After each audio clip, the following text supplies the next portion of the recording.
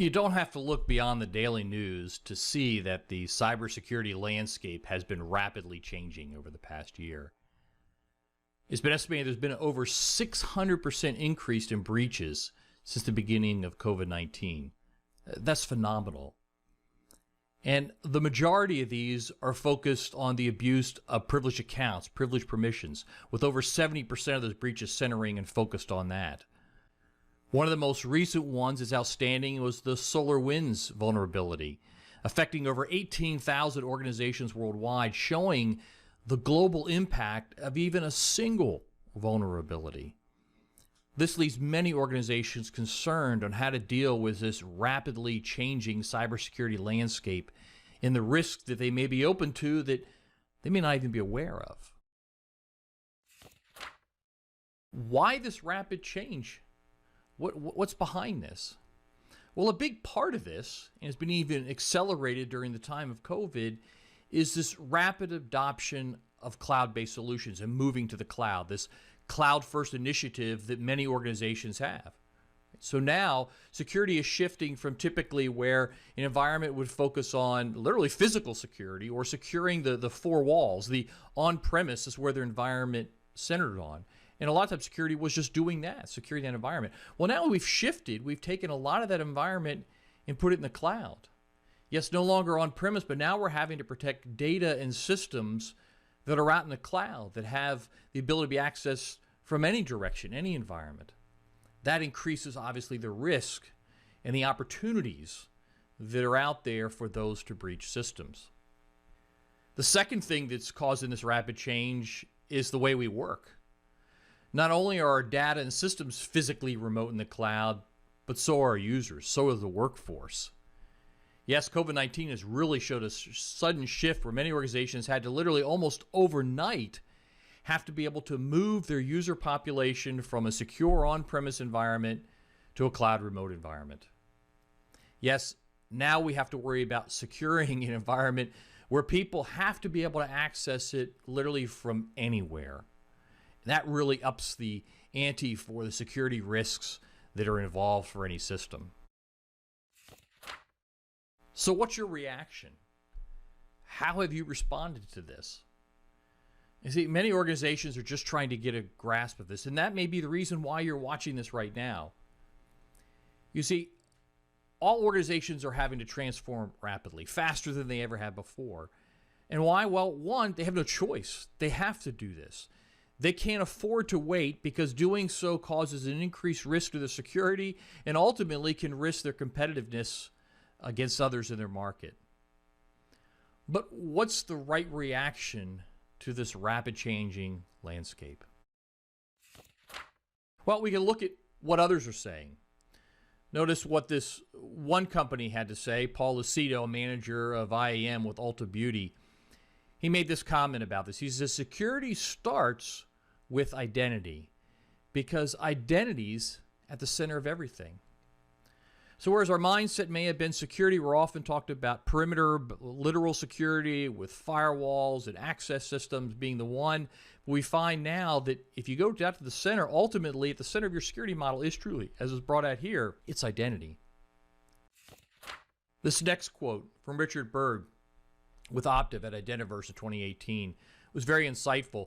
He makes a point. He says, identity-centric security is the only way to win in a world where every information security organization is already outmanned, outgunned, and outmaneuvered by the enemy.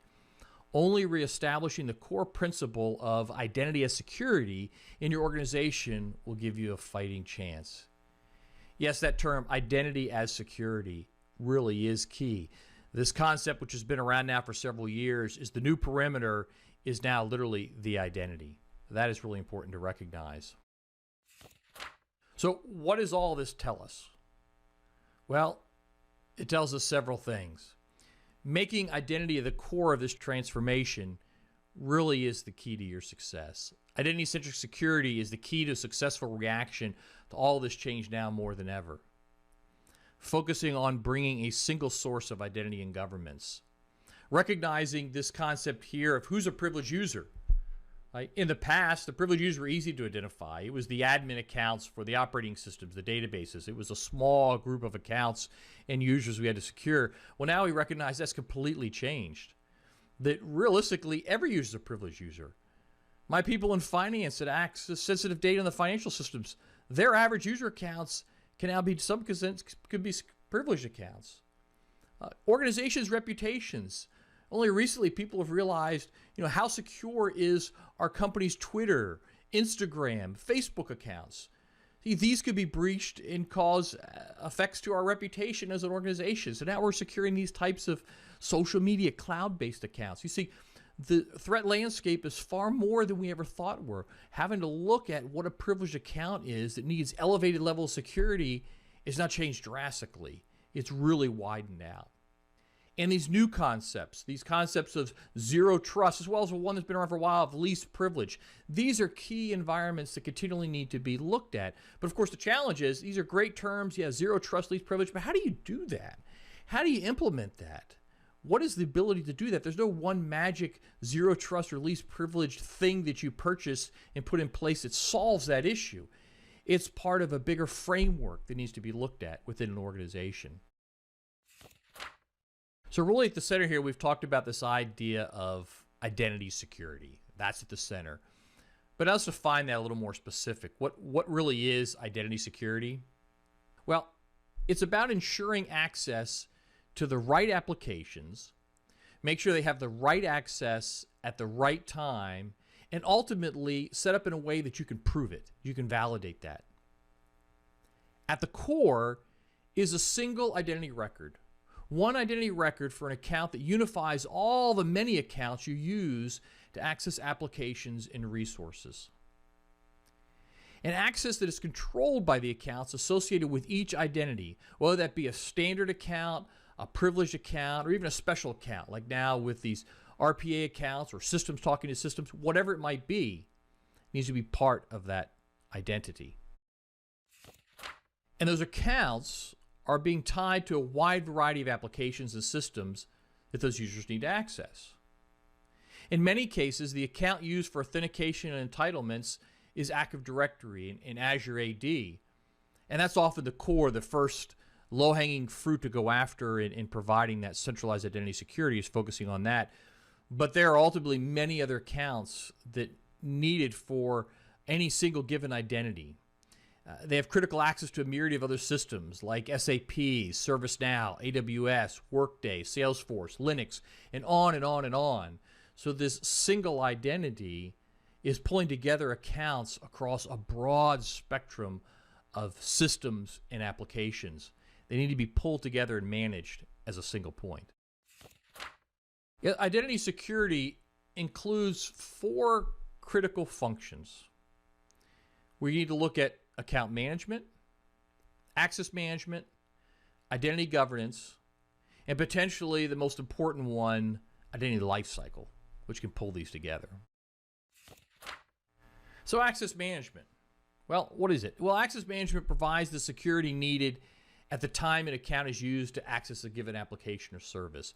We often think of strong authentication, terms such as a federation, single sign-on, and that's where we start to look at concepts of least privilege, zero trust, delegation. All these things are kind of concepts that come into this idea of access management. Really, the goal is to ensure the right level of access is set up at the right time. This is especially true with privilege access to critical resources, where least privilege and zero trust really should become the default and not the exception when managing these types of privileged accounts. Now, account management, right? This kind of looks at it from the lowest level, taking each individual account, pulling it together under identity, and managing these accounts. We deal with terms like entitlement definition becomes part of this, object and group management, account provisioning and deprovisioning. Yes, account management provides the fulfillment services needed to ensure that accounts and entitlements to specific applications and services are associated with an identity. And when we do that, we build a platform in which we can provision on board or deprovision off board when and where we need it. Then we kind of take it a level up from account management to identity lifecycle. Identity lifecycle is the engine that drives the state of a given identity. This allows for managing workflows and actions needed to ensure that a given identity is in the proper state from the time an individual starts with a company to the time they leave, and all the changes they need to do their jobs along the way. Right, it's pulling those other things to the account management really together with defined policies and workflows. That I have someone join an organization, are we able to automate the process to set them up based on their location, their job function, their risk level, be able to know how to automatically provide the access to set up the accounts, the entitlements for a single identity across all the systems.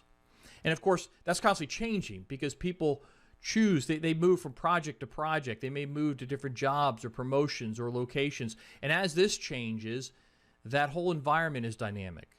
Their access needs to change as it goes across.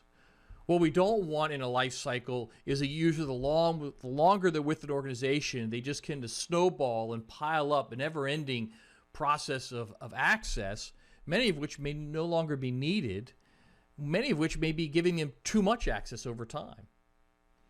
And ultimately, the biggest one from a security profile can be that deprovisioning. Right? Not only deprovisioning when they change, they no longer need access, but most importantly, the deprovisioning or offboarding when somebody leaves an organization. Making sure that all those entitlements and access that they may have gained over time is cleaned up and validated is no longer out there. That often becomes one of the primary ways in which an attacker can look for is these dormant accounts or previous older accounts that haven't been cleaned up that no one's really watching anymore. Yeah, that's an important attack vector. Identity lifecycle deals with managing those changes over time. Finally, identity governance. It's all about that you can prove it part of identity security. Yeah, only with certification or ongoing attestation can you truly ensure the proper state of an identity and the associated accounts and entitlements needed to do the job, with bringing in the proper separation of duties to reduce risk and ensure compliance. Yeah, to be able to have a program in place to where we can, particularly for some accounts, privileged accounts, we can have a rapid, regular cycle of validating those access. Anytime there's a breach, to immediately go through and look again at this information to look for other vulnerabilities that may be there. And then even trying to stop that, right? When access is being requested, being able to look against a policy profile to say, does this request that's being accessed really fit with our policies? Is there a separation of duty here? Are they requesting too much of something that may give a risk level to that person that's unacceptable or require some additional level of approval? Yes, that whole part of identity governance, of being able to control, of preventing too much being given at one time or too risky behavior, and then being able to monitor that over time to look for vulnerabilities that may begin to creep in. All that kind of covers under identity governance. At the end of the day, you can prove and validate that you have the proper security model in place and that you're controlling risk within your environment. Well, what are the results from doing this properly, setting up this identity security? Well, one, we talked about the different elements. One is providing the right access to the right applications. By doing that, there's an automatic benefit of automation, speed, agility. Right? We make it quicker and easier to onboard people and to offboard people in an organization. That can have direct cost savings and time savings in your environment right off the bat. That's a great benefit to any organization to be able to reduce that overhead of making sure people have the right access when they come on board an organization. The result, having that right access, right? So it's not only about getting them quickly given the access, but making sure it's done in a right way. And particularly as we start to look at privileged account, right access can be dynamic. Right? It's only giving that right access just at the right time, right? Bringing the concepts of zero trust, the dynamic entitlements, to where when the access is actually needed, that's when it's given. And when it's no longer needed, that's pull away. So that's the concept of, we don't have accounts sitting out there that aren't necessarily, they're not being used right now, but they have a lot of access. Yeah, that's a target, right? But by doing that, by only allowing when we've done the proper authorization to give them that access as needed and then pull it away when no longer needed. And that gets into the right time. So not only the right access to the right system, but at the right time. Yes, when do we provide that? That's when the ideas or concept of just-in-time access can be applied, especially when it comes to privileged accounts. Yes, there could be great efficiency gains by doing that. As someone needs access to a system, that's when we dynamically grant that all at that one moment, and then when it's no longer needed, pull that away. So they have what they need when they need it, but yet when they no longer need it, that risk profile is reduced. And last but not least, the result that's really critical is proving it. You know, we can say we're going to set all this up, but at the end of the day, is it working? How do we prove that it's actually working? Well, that's where we get into certification and audits. By setting the proper process in place for governance, then you can provide 100% control over who has access to what, how, and where. You can then validate and say, yes, we've established a system that provides that proper access at the right time with the right level of risk. Now, we look back at these 4 critical functions of access management, account management, identity lifecycle, identity governance. These 4 functions can't be silos of security. They must be unified through a single identity correlation system.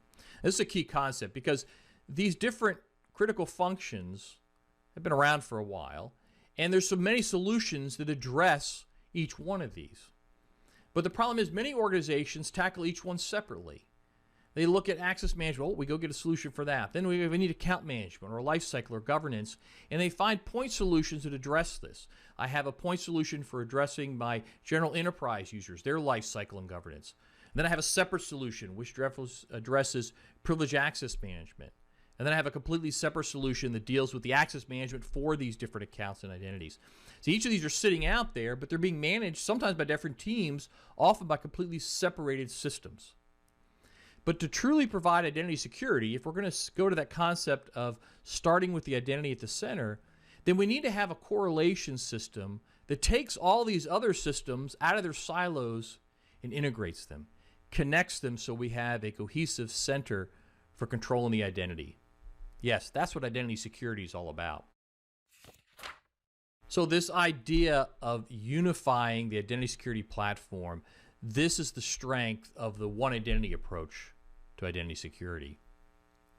See, one identity provides a unified security platform. It's a common set of services and integrations that include identity and account correlation. It includes a data model optimized for maximum agility and flexibility, and the ability to place identity at the center of any security program. With this platform, you're able to address the most pressing security needs, including these key ones of identity lifecycle management, identity governance, entitlement management, account management, particularly focused on your Active Directory and Azure AD environments, and of course, privileged access management. All of these offerings equally apply across the entire enterprise, regardless of what you need to secure or how you need to secure it. It needs to be for all applications and services, whether those are on-premise, they're in the cloud, they're in a hybrid environment, or we're even talking about other IAM solutions from other competitors. A single concept of permissions that ensures the right people have the right access at the right time every time. And we're talking about all types of identities, not just human, but non-human, privileged, third-party, machine, etc. Here's how it all comes together. It starts with an identity correlation system that unifies the critical functions of identity security: the identity lifecycle, the account and entitlement management, the privileged access management, and identity governance. These critical functions are built upon an open architecture of connectors, integrations, and APIs that unify the security of your entire environment, including your access management solutions, your enterprise applications and ITSM solutions, and your zero trust strategy. All of this being under an umbrella of identity intelligence and analytics to make sure you get it right and keep it right. And this is delivered from a single company, one identity, in whatever way you need, either as on-premise, hybrid, private cloud, or SaaS delivered solution. So what do you need to make this a reality? First, you need to move towards a single source of truth, or one identity of record. Second, you need to secure, automate, and unify the entire identity lifecycle from request to provisioning to certification, And do this across all accounts, all systems, and all types of users. Third, you should focus on the right security model for you, whether that's zero trust, least privileged, role-based access control, or even attribute-based access control. With identity at the center, you don't have to reinvent the wheel every time you add a system or a user type or a new initiative. This should all be driven by analytics and openness to support whatever your current technology state is and whatever your objectives are. And it should be optimized for your cloud journey, whether it's simply supporting cloud targets such as Office 365, ServiceNow, or Salesforce, or hosted in a cloud environment, whether it's your private cloud or a public cloud, or delivered as a full SaaS model. And it should be backed by a partner that is fully invested in your success. Only one identity checks all these boxes. Yes, security starts with one identity.